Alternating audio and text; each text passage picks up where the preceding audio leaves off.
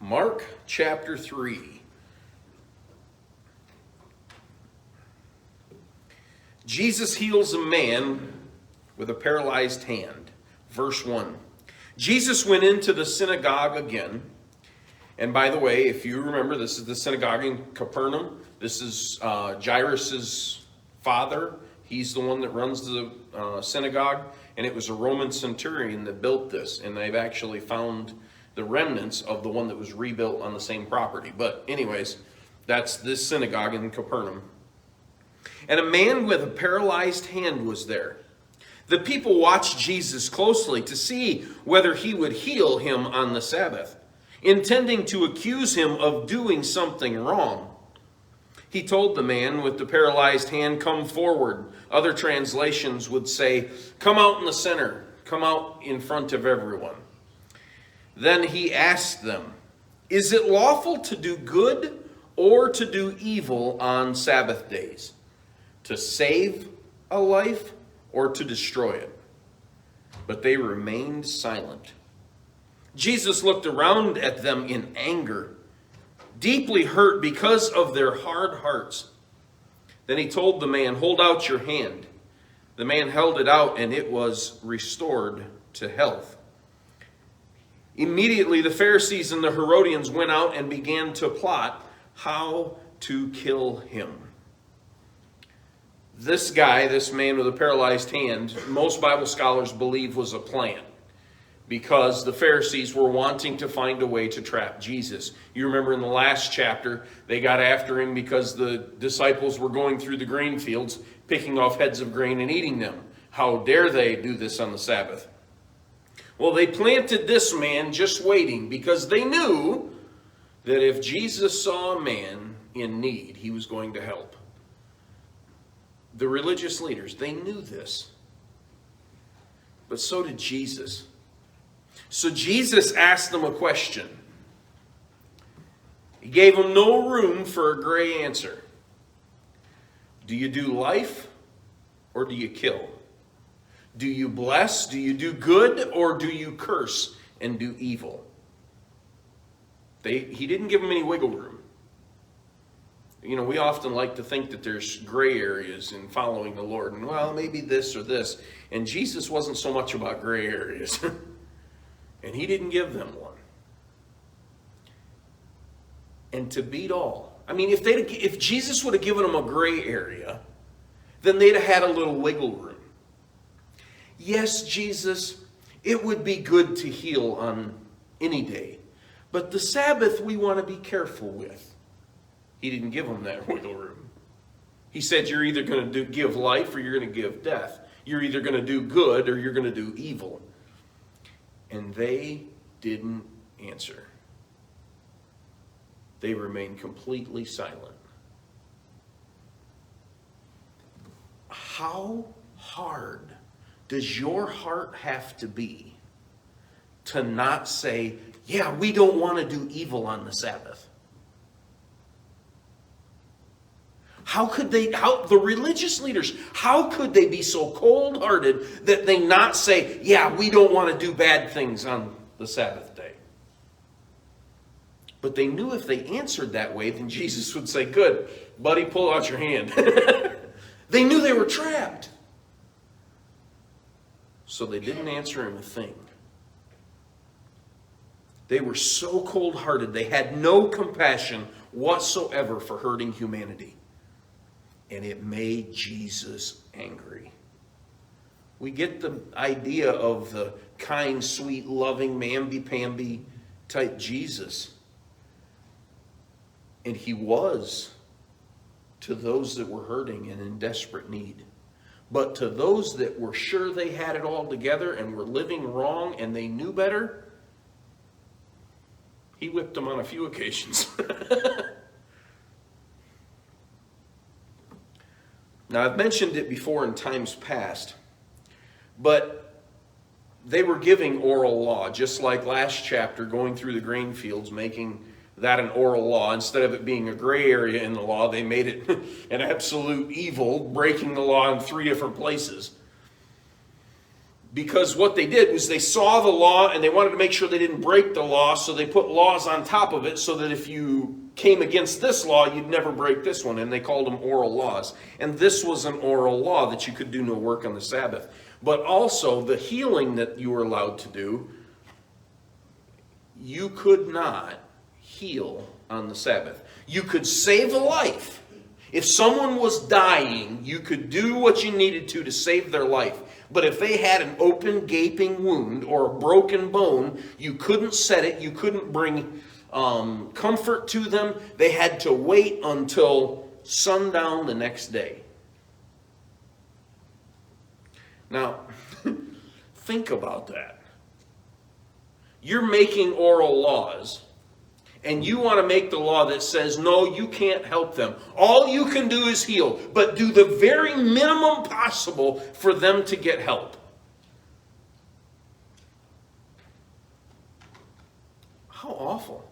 Now, Mark doesn't talk about it, but Matthew chapter 12 tells us the same story, and it gives us an idea of Jesus' heart. Jesus said in Matthew chapter 12, in this same situation, he said, if one of you had a sheep that fell into the ditch, wouldn't you go in and pull it out? The answer was yes, you can do that because it's an emergency. And he's saying, you care more about an object than you do a person. You've made your laws so uncaring and so unfeeling that the only thing you are allowed to do is to save their life. When you're making laws, it brings up two questions. How in the world could you make up a law that's so cold? How could you say, this person's in desperate pain and I can do nothing? That God would want me to do nothing? How could you be so cold, so rigid? And further than that, the deeper question is, who do you think God is that God would only want you to just save the life and not help the hurting?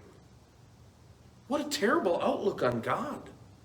They knew the law. They memorized the law. I heard one guy today saying that one of the Pharisees, he studied one chapter of the Bible of the Torah for 2 years straight.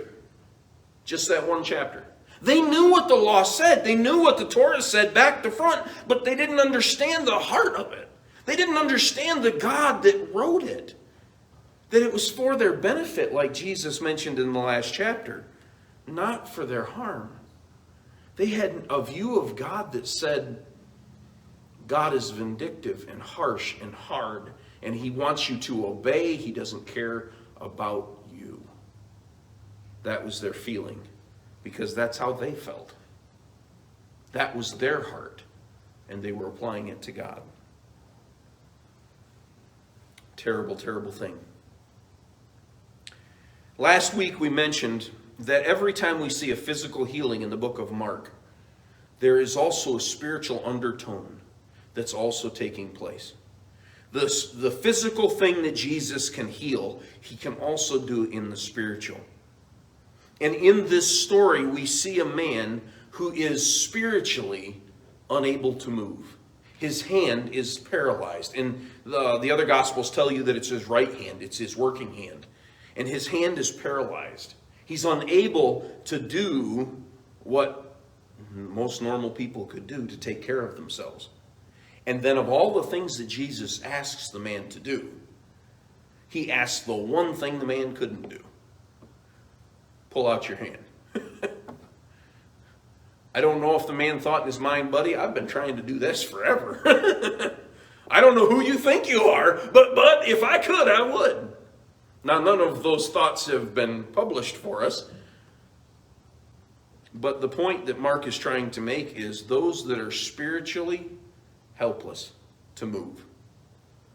When Jesus gives the command to move and to work, he also gives the ability for us to obey. Just as much as all it takes is his word and physically we are healed, all it takes is his word and spiritually we are healed and enabled to obey the law that he has for us. Before we leave this spot, I want you to take notice that of these two forces that are joining. Verse 6 says, immediately the Pharisees and the Herodians went out and began to plot how to kill Jesus. These are two very unlikely allies. That law that says the enemy of my enemy is my friend is very fitting here. The Pharisees were the religious conservatives that were trying to keep the law. They were trying to keep the purity of the law. That we don't want to change it. We don't want to move from that because that's what God gave us. They were trying to hold on to the classical religion of Judaism. They saw the Romans as Gentile oppressors. And Herod was an appointed man by Rome. So we don't like him either. In fact, Herod was not even Jewish. He was actually Idumean. He was an Edomite that was put in place. And so they didn't like Herod either because, well, Herod's not even Jewish and he's ruling over us too. He'd claim it in name only, but his actions were much worse than that. And that's the reason John the Baptist was beheaded. So anyways, the Pharisees didn't like the Romans being oppressive. They didn't like people changing the laws to move away from classical Judaism. And they certainly didn't like Herod living like a sinful pagan, being ruler over them and then claiming Judaism, even though he had no birthright. They were not kind. The Herodians, they were the ones that, well, from their name, they liked Herod. They liked the Greek ideas being applied to life. That you bring all of these influences in and it blesses you and it brings peace. The idea that we would talk about today is like a liberal arts college where you get a lot of ideas and it blesses you, it enriches you, it helps you. Well, that is totally against the Pharisees. But when they saw this man named Jesus, the Herodians and the Pharisees, and they saw that he was teaching things that neither one of them agreed, they both agreed that he needed to go down. And so they were willing to kill him over healing a man on the Sabbath, over eating on the Sabbath. What a terrible person. But that was their point, that these two groups came together. And we're in Mark chapter 3. He's still way up in Galilee. This is very early in Jesus' ministry, and they're already plotting to kill him. It didn't take them long. Verse 7. So Jesus withdrew with his disciples to the sea.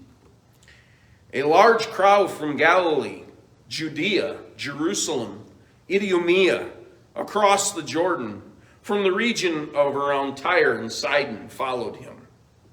They came to him because they had kept hearing everything that he was doing. Now, I've put a map out here in the next slide. And all these little hand arrows are the places that were mentioned.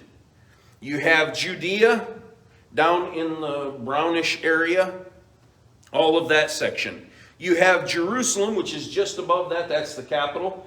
Down south of there, that's Idumea or Edom. To the west of the Jordan is Perea and Decapolis. They were following from there. Then you go up to Galilee, and that's where they were from. The only hand that's upside down in all of them, some of them are meant, but the only one that's upside down, that's actually pointing to Capernaum, where Jesus made his home base, where Peter's house was. But they came from as far north as Sidon and Tyre as well, which was Syria. They literally came from everywhere. And this is a day long before they ever had cars. They were doing this all on foot. And I did the square mileage of the places that were listed, and it's roughly somewhere shy of 15,000 square miles that they walked on foot to come hear Jesus speak and be healed.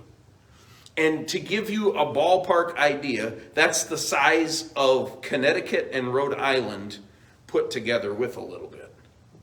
It's a massive place. You could actually, it would be a little bit under Connecticut and Massachusetts. if you took those two states combined, and people walked all over to come up to Capernaum just to hear Jesus speak. He was making large moves. Verse 9, Jesus told his disciples, you'll have to go back up, Daniel. Up one more. Here, no, up. Up. Go back. One more. There you go.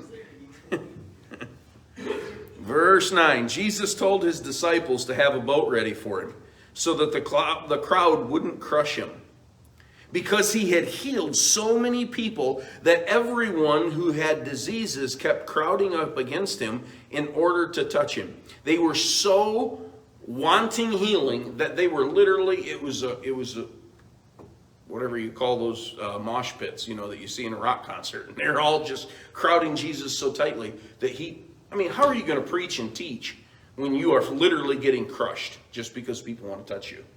So what they did was they put a boat out in the water, and then as he was out in the water, that gave him some distance. The people would be on the shore, and then he could speak to them. But I want you to think about this. We're talking about thousands of people at a time. We know that he fed 5,000 men. We know that he fed 3,000 men, not including women and children. So we're talking easily, we're talking 5,000 to 8,000 people at a time coming to hear Jesus speak. And we're talking about a populated area like Waco and Irvine. Now you think about it, if we had 8,000 to 10,000 people show up and stay for days, even in our town in, modern day, food would be shy, gasoline would be shy, there wouldn't be any places to stay because we don't have the kind of hotels that would provide for that. It would be hard for even us in our day to take care of a populace like that. Can you imagine them doing it in ancient times? This was, you're talking about the king coming. This literally shook the entire neighborhood. People from all over the area. Shopkeepers completely sold out of food. What am I going to do? How can I bring in food for tomorrow? They didn't have the shipping lines like we have today. The innkeepers, I'm sorry, buddy, we've been booked out for months. All because Jesus came. This is incredible. Verse 11, whenever unclean spirits saw him, they would fall down in front of him and scream, "You are the Son of God!" But he sternly ordered them again and again not to tell the people who he was. And we described why last time. But I do want to take a little bit of time tonight, and I want to teach you about a subject that is rather uneasy, that does not get taught much or spoken on much. Here it says that many unclean spirits or demons would throw themselves down in front of Jesus, and they would try to interfere with what Jesus was doing. And I want to take a couple minutes to talk about what unclean spirits and demons are, what the scripture says that they are. Demons are evil or unclean spirits, is how they're listed. Mark chapter 1, verse 23, Mark chapter 1, 32 and 34 that we covered a couple weeks ago. Also Revelation chapter 16, and there's many more. They are the servants of Satan. They do Satan's bidding, and you find that in Matthew chapter 12, verses 26 and 27, and Matthew 25, verse 41. Idolatry is demon worship. Now, we often think of idolatry as, looking at these little figurines, putting food out for them. We may think it's childish or maybe superstition, but it isn't. Because when you do a history of idol worship, you find out that the people back then were asking for the same blessings that they do today, and they're pretty much doing the same sacrifices. Now, we don't claim to do it the same way. And we don't claim that's necessarily what we're worshiping. But the end results are all the same. And it is, once you actually start doing the studies, it's very eerie to see how bad we really are. The things that we take as not that big a deal, just messing around with a Ouija board or something like that, is just a fun game until you see the end results. That movie, The Exorcist, was a real happening. In the movie it was a girl, but in real life it was a boy. And what took place was very accurate to what actually took place. And it all started with a little Ouija board. It started with a little invitation. These are not things to be dismissed as unimportant. Demons, excuse me, I lost my place. Oh, in Mark chapter 5, that we're going to be coming up to in a couple weeks, verses 1 through 20, we're going to talk about the demoniac.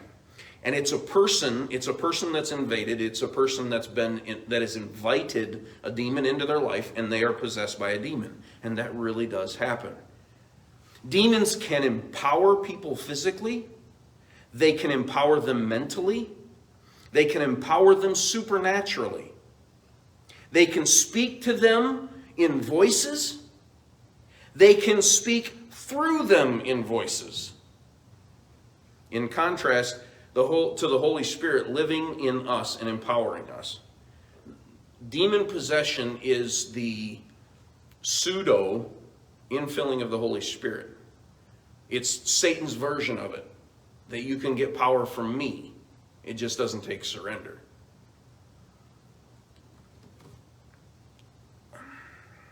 Man, there's a lot of stories that I could go through.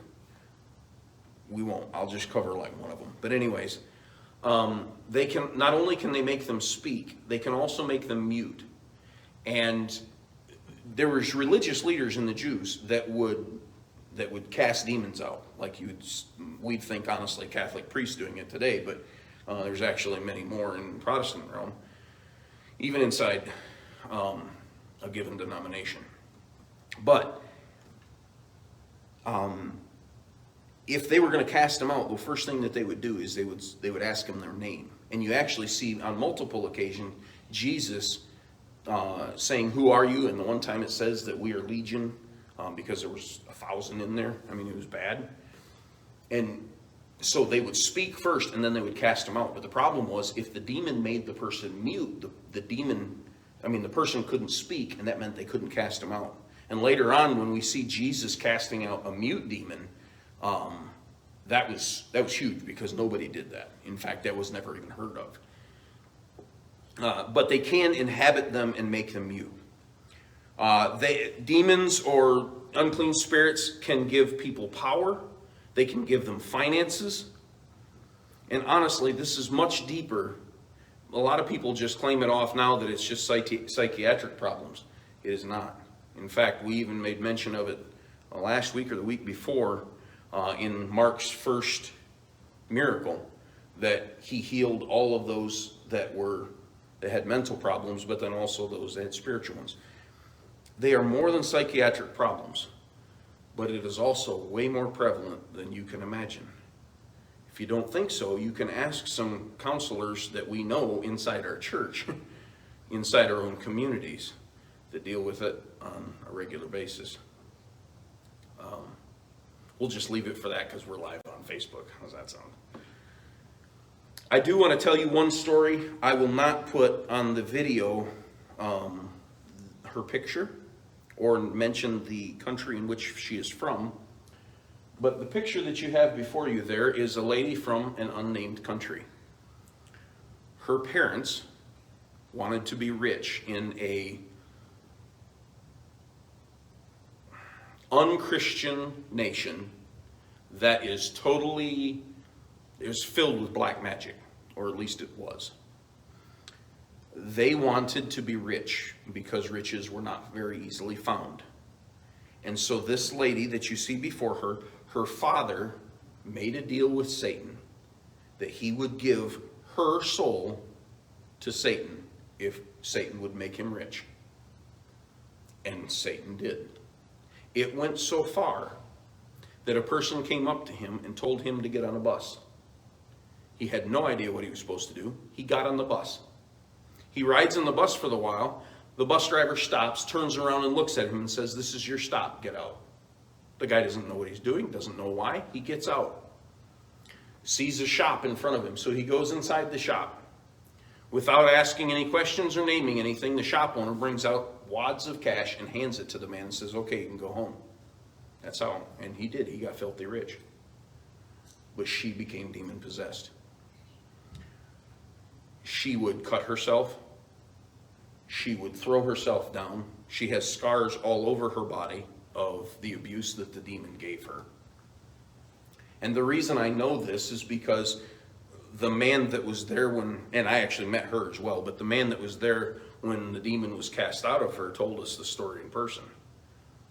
He was a pastor of a Nazarene church next door.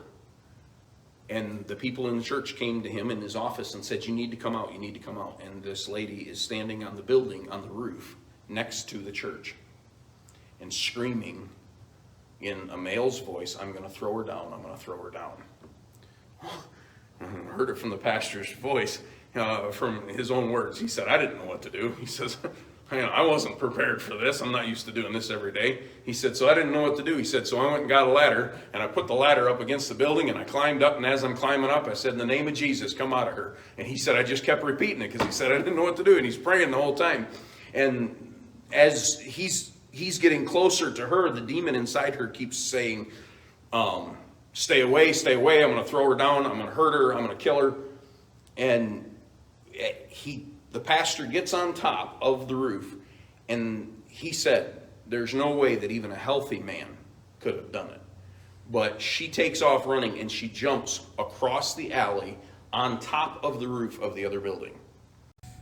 Hi everyone. Thank you so much for watching. I pray this video was a blessing to you. If it was, please hit the like button. This helps other people find our content as well. You can also subscribe to the channel by clicking on my beautiful face. This will give you announcements when we put out new videos. Here in the link section, you'll find playlists of our verse-by-verse Bible studies, and then you'll also see the newest video that we've put out. We try to put out 2 or 3 a week. I pray that God richly blesses you. Thank you for watching.